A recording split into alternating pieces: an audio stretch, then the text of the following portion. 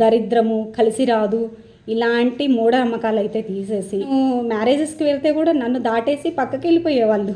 వేరే ఇప్పుడు సెంటర్లో ఉన్నారనుకోండి, నా పక్కన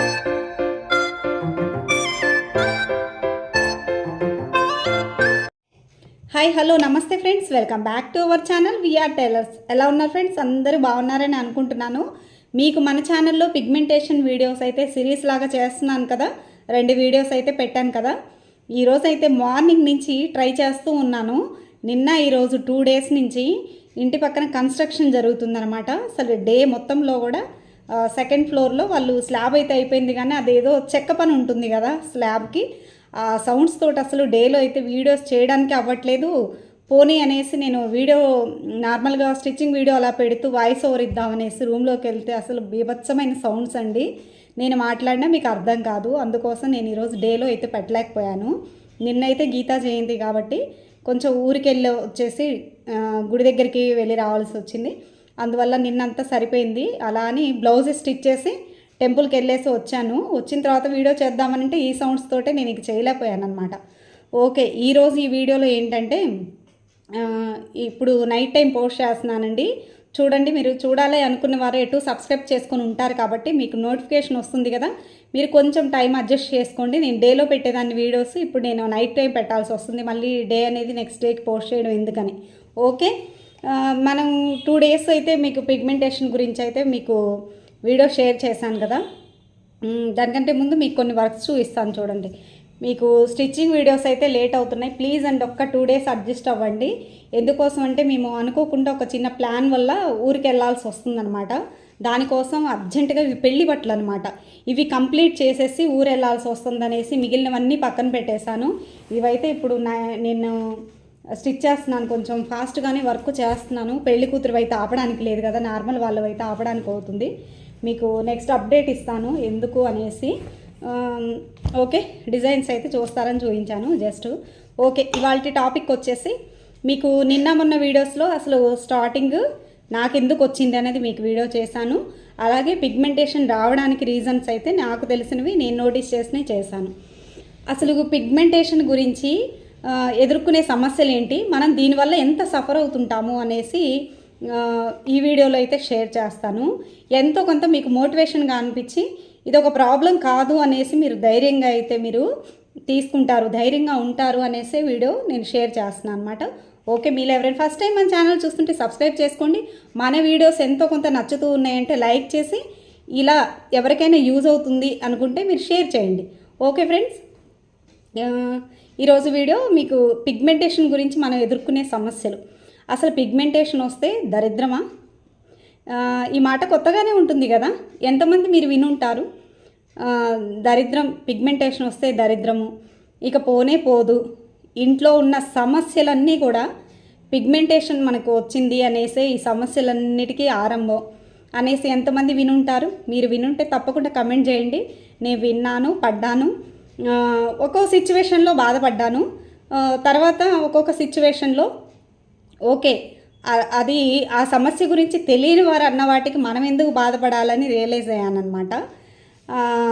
ఎందుకు అనంటే ఫస్ట్ పిగ్మెంటేషను ఒక దరిద్రమా? పిగ్మెంటేషను తెలుగులో అయితే పిగ్మెంటేషన్ని మంగుమచ్చలు అంటారు, మనందరికీ తెలిసిందే కదా. మంగుమచ్చలకి అసలు ట్రీట్మెంటే లేదు, ట్రీట్మెంట్ తీసుకున్నా ఇంతే, దరిద్రము కలిసి రాదు, ఇంట్లో వచ్చే ప్రతి సమస్యకి అదే కారణము అనేసి ఎంతోమంది ఇంట్లో కూడా చాలామందిని ఇబ్బంది పెడుతూ ఉంటారు. అంతగా ఇబ్బంది పడి బాధపడాల్సిన అవసరమే లేదండి.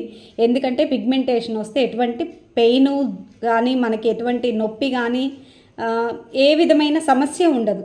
ఒక్కటి ఉంటుంది, ఏంటి, ఎదుటి వ్యక్తులు చూసే వాళ్ళకి మనం ముఖం నిండా మచ్చలు వచ్చేసి అందంగా కనిపించాం, దానివల్ల మనకి కాన్ఫిడెన్స్ లెవెల్స్ అనేది తగ్గుతాయి. అంతకు మించి వేరే రీజను, వేరే సైడ్ ఎఫెక్ట్ కానీ లేకపోతే మన వల్ల ఇంకొకరికి నష్టం కానీ ఉండదన్నమాట. ఇది తెలిసిన వారైతే అనరు, అనిన వాళ్ళు తెలియలేదు అని అనుకోవడం తప్ప మనం ఇంకా చేయగలిగింది ఏం లేదు. అలాగే నేను ఎదుర్కొన్న సమస్యలు మీకు చెప్తా అన్నాను కదా. నేను ఎక్కువ పర్సెంట్ షాప్ రన్ చేసేటప్పుడు అయితే చాలా ఫేస్ చేశానండి.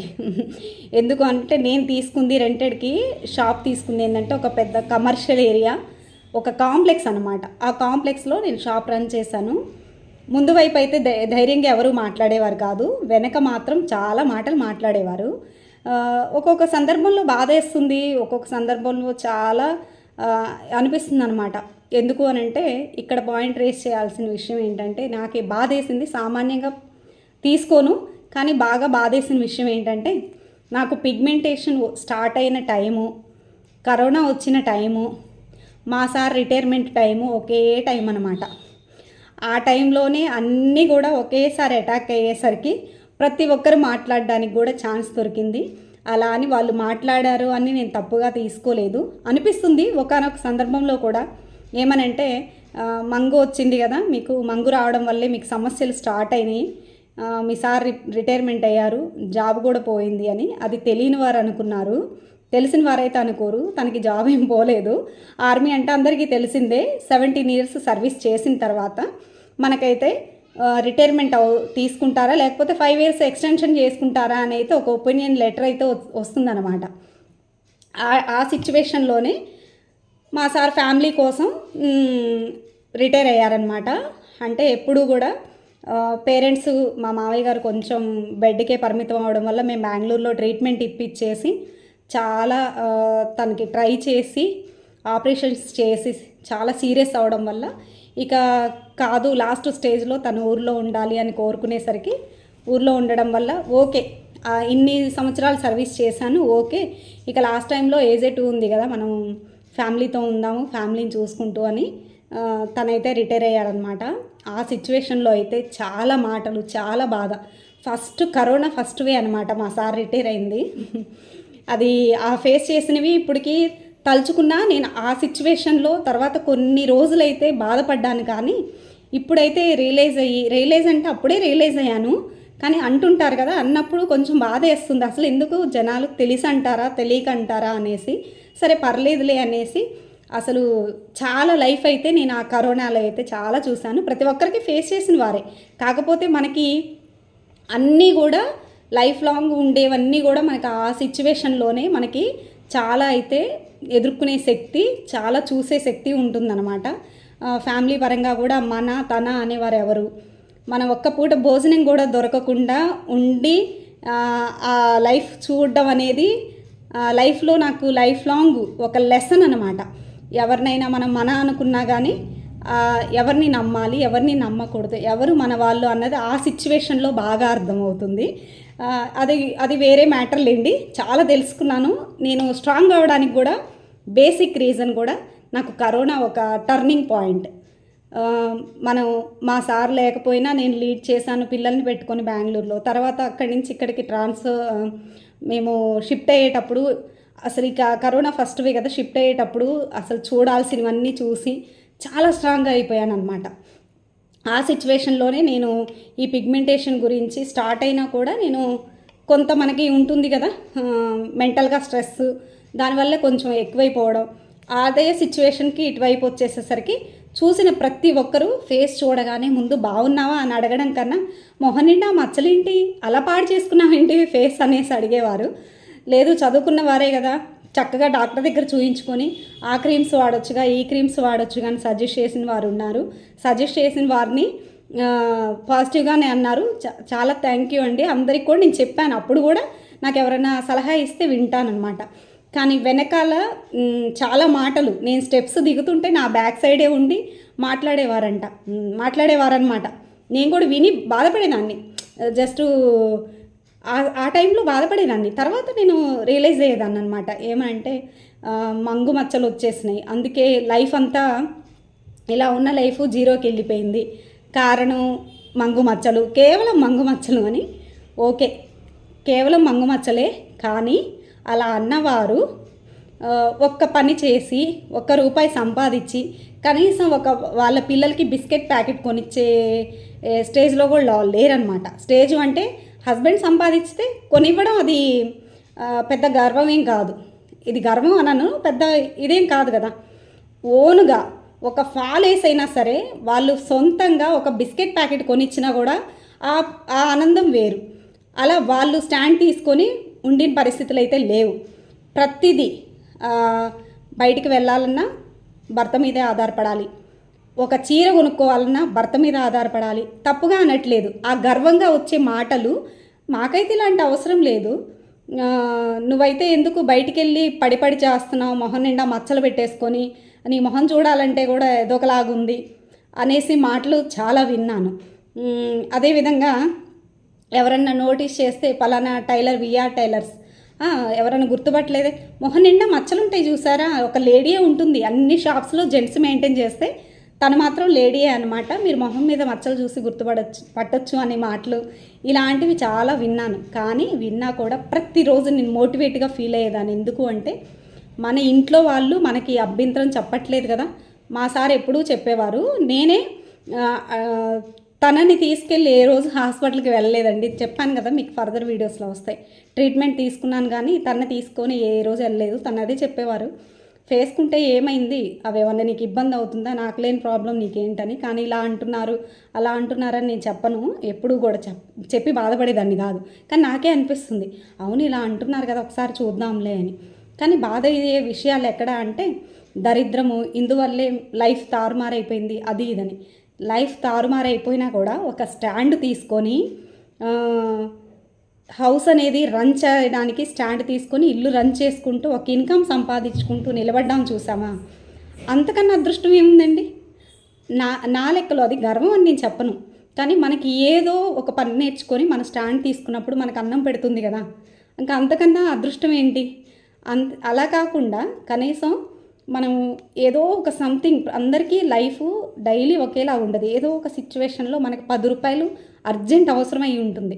ఆ సిచ్యువేషన్లో మనం ఒకరిని చేజాచి నాకు ఈ 10 రూపాయలు ఇస్తావా, నేనే పని చేయను కానీ నాకు 10 రూపాయలు ఇస్తావా అని అడిగే ఆ స్టేజ్లో ఉండి మనం సంపాదించుకొని ఈ 10 రూపాయలు మనకు ఆ సిచ్యువేషను అర్జెంట్ అయినప్పుడు ఆ 10 రూపాయలు మనం ఇచ్చి చూస్తే ఇంట్లో అది చాలండి, ఆ హ్యాపీ చాలు. ఇది అదృష్టమా దరిద్రమా మీరే తెలుసుంటే, మీలో మీ సరౌండింగ్లో మీరు వీటి గురించి ఎవరన్నా ఉంటే బాధపడిన విషయాలు ఉంటే తప్పకుండా కమెంట్ చేయండి. ఓకే, ఇలా అన్నారు కదా అని బాధపడుతూ ఏడుస్తూ ఇంట్లో కూర్చొని ఉండాలా అంటే అన్నారు, వాళ్ళకి తెలిసింది అంతవరకే అనుకొని ముందుకు వెళ్ళాలా. నేనైతే ఆ స్టెప్పే వేశానన్నమాట. అలా అని బయట గంభీరంగా ఉన్న ఇంటికి వచ్చి ఆలోచించకుండా ఎలా ఉంటాం, ఆలోచించినా సరే ఇది పెద్ద ప్రాబ్లం కాదు. మనం ఇది ఒక పెద్ద సమస్యలాగా తీసుకోకుండా దీన్ని అధిగమించి మనం కనుక ఆలోచించకుండా కనుక మన పని మనం కాన్ఫిడెంట్గా, దీనివల్ల ఒకరికి నష్టం లేదు అలా అని లాభము కాదు, సైడ్ ఎఫెక్ట్ ఏం కాదు అనుకోకుండా మనకి ఏదో ఒక సమస్య, నిన్న మీకు రీజన్స్ చెప్పాను కదా అలా వచ్చింది, దాని గురించి మనం ఎందుకు ఆలోచించి కాన్ఫిడెన్స్ లెవెల్ని తగ్గించుకొని ఎవరో అన్నారు తెలియని మాటలు రకరకాలుగా మనల్ని ఇది చేయడానికి అన్నారు అనేసి మనం ఎందుకు ఆలోచించాల్సిన అవసరమే లేదు. ఇట్లా అనే వాళ్ళందరికీ కూడా మనం సమాధానంగా ఎక్కడ అంటే మనం చేసే పనిలో చూపించాలి అనుకున్నాను. అలాగే ఇలా సఫర్ అయ్యే వాళ్ళు కూడా ఇలాగే ఆలోచించండి అనే వాళ్ళు అంటుంటారు, అననివ్వండి పర్వాలేదు, వాళ్ళకి తెలియదు. తెలిసి కూడా కొంతమంది కావాలని మనల్ని డల్ చేయాలని అంటుంటారు. ఏమైంది, ఎంత సంపాదించి సేవ్ చేసుకుంటారు, చూసుకోవచ్చు కదా, చూయించుకోవచ్చు కదా, తగ్గుతాయని. అవి అంత మాత్రానికే మనం చూపించగానే ఆ క్రీమ్స్ రాయగానే తగ్గే మాట అయితే ఇంతమంది ఎందుకు సఫర్ అవుతారండి కదా. ఇలాగా మనల్ని డౌన్ చేయాలనేసి వెనక మాట్లాడుతూ చాలా బాధ పెడుతూ ఉంటారు. అలాంటివి అస్సలు పట్టించుకోవద్దు. మనకి అలా అన్నవాళ్ళు ఈరోజు మన వెనక అన్ని మాటలంటారు, మనల్ని డల్ చేయాలనుకుంటారు. వాళ్ళు అన్నారు కదా అని మనం ఏడుస్తూ కనుక మనం బ్యాక్ వచ్చేసామనుకోండి అసలు సక్సెస్ అవ్వలేము. నేనైతే అదే అనమాట, షాప్ తీసుకున్న వెంటనే చాలా ఒక 3 months అయితే బీభత్సంగా బాధలు ఫేస్ చేశాను. ఎలాంటివంటే వర్క్ రాక కాదు, నేను పెట్టిన 3rd డేనే జస్ట్ ఓపెన్ చేశాను షాపు, 3వ రోజే వర్క్ అనేది బుకింగ్ ఫుల్ స్టార్ట్ అయిపోయింది. కానీ నన్ను ఎట్లా ఇబ్బంది పెట్టారు అని అంటే బండిలో గాలి తీసేయడం, పెట్రోల్ తీసేయడం, ఇలాంటి సిల్లీవన్నీ చాలా చేశారు. బాధపడేదాన్ని కాదు, దానికి మా సార్కి చెప్పేసి ఇలా జరిగింది అని బండి నడిపించుకుంటూ వచ్చేదాన్ని. నడిపించుకుంటూ వస్తే కిలోమీటర్ ఉంటుందిలేండి మేము ఉన్న హౌస్కి అక్కడ షాప్కి నడిపించుకుంటూ వచ్చేదాన్ని. వైర్లు కట్ చేసేవారు, అవి రిపేర్ చేయించుకొని ఇంటికి వచ్చేసరికి ఒకరోజు 9:30 10 అవుతుంది. మా సార్కి వచ్చిన తర్వాత చెప్తే చేయనివ్వు, వాళ్ళు చేశారని భయపడి బ్యాక్ అయితే స్టెప్ వేయొద్దు చెయ్యి అనేసి అన్నారు. లక్కీగా అవన్నీ దాటుకొని 3 months కంటిన్యూ అయ్యాక ఇక వాళ్ళకే విసుగు వచ్చి ఆగిపోయారనమాట. తిని ఎట్లా చేసినా జంప్ అయ్యేటట్టు లేదు అనేసి. అంటే షాప్స్ అన్నీ కూడా ఒకే చోటు ఉంటాయి కదా, ఇలాగా మాటలతో ఇబ్బంది పెట్టారు. ఒక లేడీ ఎవరు సపోర్ట్ లేకుండా షాప్ రన్ చేస్తుంది అది ఇది అనేసి. అంటే మా సార్ డ్యూటీకి వెళ్తారు కదా, మామూలుగా నైట్ టైం వస్తుంటారు, ఉదయం వెళ్ళి నైట్ టైం అట్లాగా తక్కువ షాప్కి వచ్చేది. సీజన్ అప్పుడు వస్తారు, ఫాల్స్ వేయడం ఫ్రాక్స్ ఏమైనా హెల్ప్ చేసేవారు. ఒక లేడీ జంప్ అయిపోతుందేమో మనం ఇంత ఇబ్బంది పెడితే అనేసి. మాటలతో కూడా ఎలా అంటే ఇలా అనమాట, స్టెప్స్ మీద వెళ్ళేటప్పుడు వచ్చేటప్పుడు అదొకలాగా అనమాట, ఏదో ఒక అంటరాని వాళ్ళని చూసినట్టు కమెంట్ చేయడం అట్లా. అంటే వాళ్ళకి మంచిగా బ్యూటీగా ఉన్న వాళ్ళే షాప్ తీసుకోవాలి, అంతేగాని టాలెంట్తో పని లేదు అని అలాంటి వాళ్ళ యొక్క మైండ్ సెట్ని మనం ఏం చేయలేము. తర్వాత మాత్రం 3 months పోరాడి సెట్ అయిపోయాను. 1.5 year దాదాపు 2 years దగ్గరికి వచ్చి బాగా డెవలప్ అయ్యేసరికి యాజ్ యూజువల్ క్లోజ్ చేయాల్సి వచ్చింది, పర్సనల్ పిల్లల గురించి ఆలోచించి. ఓకే, ఇట్లా మనకి ఇంకా ఏమైనా సరే ఇంకా చాలా ఉన్నాయిలేండి. చాలా నేను చెప్పాను కదా కరోనా సిచ్యువేషన్లో ఎన్నో లెసన్స్ నేర్చుకున్నాను అనేసి. ప్రతి ఒక్కరికి కూడా అది ఒక లెసనే అయింది, ప్రతి ఫ్యామిలీకి కూడా. ఎంత స్ట్రాంగ్గా ఉండాలి మనం, ఒకరి కోసం ఎదురు చూడకుండా అనేసి చాలా నేర్చుకున్నాను. మన తన అన్నది ఎవరు సరే, మనల్ని ఒకవేళ మనకి హెల్ప్ చేయకపోయినా పర్వాలేదు, మనకి సాయం చేయకపోయినా పర్వాలేదు, మనకు చేతైంది చేద్దామనేసి ముందుకు వెళ్ళిన రోజులు ఉన్నాయి. అట్లా మనమైతే నేను దీని ద్వారా చెప్పాల్సింది ఏంటంటే, మంగు అనేది అదొక వేరే దరిద్రము, కలిసి రాదు, ఇలాంటి మూఢనమ్మకాలు అయితే తీసేసి ఇంట్లో వాళ్ళనైతే తెలియక చూస్తున్నవారు అంటే అలా అని అపోహ ఉండి మీరు ఈ వీడియో చూసుంటే కానీ ఇంట్లో వాళ్ళని ఇలా అని మాత్రం అనొద్దండి దయచేసి. ఇది ఒక చిన్న స్కిన్ ప్రాబ్లం అంతే, దీనివల్ల దరిద్రము, కలిసి రాదు ఇలాంటివి ఏమి ఉండవు అన్నమాట. నాకు తెలిసింది చెప్తున్నాను. ఇన్ కేస్ మీకు ఎవరికైనా ఉండుంటే ధైర్యంగా బయటికి వెళ్ళండి. నేను మ్యారేజెస్కి వెళ్తే కూడా నన్ను దాటేసి పక్కకి వెళ్ళిపోయేవాళ్ళు. వేరే ఇప్పుడు సెంటర్లో ఉన్నారనుకోండి, నా పక్కన ఫోటో తీయించుకునే వాళ్ళు కూడా ఇలా టర్న్ అయ్యి ఆ పక్క వాళ్ళతో నిలబడి ఫొటోస్ తీయించుకునేవారు. పర్వాలా, ఓకే, మంచిగా ఉన్న వారి దగ్గరే ఫోటో దిగితేనే మనకి వాల్యూ ఉంటుంది, లేదా మొహం నిండా మచ్చలు పెట్టుకున్న వాళ్ళతో మనం ఫోటో తీస్తే ఏం వాల్యూ ఉంటుందని అనుకున్న వాళ్ళని మనం ఏం చేయలేము, అది వాళ్ళ లోపం అంతే. మనది కాదు లోపం, మచ్చలు ఉన్నాయని మనం కాదు లోపంగా ఫీల్ అవ్వాల్సింది, వాళ్ళకున్న ఇన్నర్ ఫీల్ అనమాట. అట్లా నేను చూసాను, చాలా గమనించాను. మనం ఎక్కడికన్నా వెళ్తే సెల్ఫీలు తీసుకుంటారు కదా, నేను తక్కువ అట్లా తీసుకుంటుంటే కూడా మన పక్క వాళ్ళతోటి బాగా మేకప్ వేసుకొని రెడీ అయిన వాళ్ళతోటి సెల్ఫీలు తీసుకున్నంతగా మనతో తీసుకోరు. పర్లేదు, తీసుకోకపోతే అది మనం వెళ్ళాలి, మనల్ని పిలిచారు ఒక మర్యాద ఇచ్చి మనం వెళ్ళామా, అటెండెన్స్ వేసి వచ్చామా, ఇంతవరకే. వాళ్ళ మైండ్ సెట్, అది వాళ్ళ ఇష్టం. ఫంక్షన్కి పిలిచారా, వెళ్ళామా, వచ్చామా, మచ్చలు ఉన్నాయని ఫొటోస్కి పిలవలేదు, లేకపోతే మనల్ని ఇలా అంటున్నారు అనేసి మనం ఇంటికి వచ్చి యుద్ధం చేసేసి ఏడ్ చేసి గంటలు బాధపడ్డాం అనుకోండి, నష్టపోయేది మనమే కదా. ఆ డల్నెస్ తోటి ఇంట్లో వాళ్ళని సరిగా చూసుకోలేము. ఇంట్లో వాళ్ళు మన మూడ్ సెన్స్ చూసేసి వాళ్ళు అన్నది దరిద్రం కాదు, ముందు వాళ్ళు ఇవ్వంది రెస్పెక్ట్ కాదు, ముందు నువ్వు వచ్చేసి ఇలా ఏడుస్తున్నావు కదా, ఇదే దరిద్రం అంటే, ఇదే ఆ డల్ అయిపోవడానికి మాట్లాడే మాటలు అనేసి ఇంట్లో వాళ్ళు అంటారనమాట. ఇదే విషయం జరిగేది ఇదే. కానీ మీరు ఆలోచించండి. అలాగా నేను ఫేస్ చేస్తాను, ఒక్కొక్క రోజు బాధ వేస్తుంది, ఇదేంటా నేను చెయ్యని దానికి ఏంటి ఇలా మచ్చలు ఉంటేనే ఇలాగా, అంటే మనీ ఉంటేనే మనిషికి వాల్యూ అన్నట్టు, మన ఫేసు మొత్తం బాగుంటేనే మనకి వాల్యూవా, మనం చేసే వర్క్కి వాల్యూ లేదా అనుకునేదాన్ని. తర్వాత నెక్స్ట్ డేకే నేను మళ్ళీ రీఛార్జ్ అయ్యేదాన్ని అనమాట. నాలో ఉన్న ప్లస్ ఒకటే నాకు నచ్చేది కూడా అదే. ఏదన్నా జరిగితే దాన్ని ఆ రోజు వరకు ఆలోచించి, రోజు కూడా కాదు, ఇప్పుడైతే అసలు టేక్ ఇట్ ఈజీ అన్నట్టే ఉంటానండి. ఎందుకంటే అంతవరకు నాకు మైండ్ సెట్ని నేను సెట్ చేసుకున్నాను. అట్లా అనమాట. మీరు కూడా అలా అసలు ఇది ఒక పెద్ద సమస్యలాగా ఆలోచించకుండా ధైర్యంగా అయితే మీరు ఉండండి, తప్పకుండా పోతుంది. అది ఎలా వచ్చిందో అలా పోతుంది. కానీ చిన్న మినిమం మెయింటెనెన్స్ అనేది, అది నేను మ్యాక్సిమం మంగు రాకముందు నేను మెయింటైన్ చేసేదాన్ని. వచ్చిన తర్వాత ఇప్పుడు మెయింటైన్ చేసిందని. కానీ మధ్యలో ఒక మిస్టేక్ జరిగింది, అదేంటన్నది మీకు నెక్స్ట్ వీడియోలో షేర్ చేస్తాను. ఓకే, మీకు సిరీస్ వైజ్ చేస్తున్నాను కదా, ఒక్కొక్క వీడియో స్టెప్ బై స్టెప్గా అలా వెళ్తేనే మీకు అర్థమవుతుంది. ఓకే ఫ్రెండ్స్, తప్పకుండా ఈ బాధతో బాధపడే వాళ్ళు ఈ మంగు గురించి అస్సలు మీరు కాన్ఫిడెన్స్ లెవెల్ అనేది తగ్గేదేలే అన్నట్టే ఉండాలి. ఓకే, ఇదండి ఇవాల్టి వీడియో. మరొక వీడియోలో మళ్ళీ కలుద్దాం. Thanks for watching my video. Bye friends.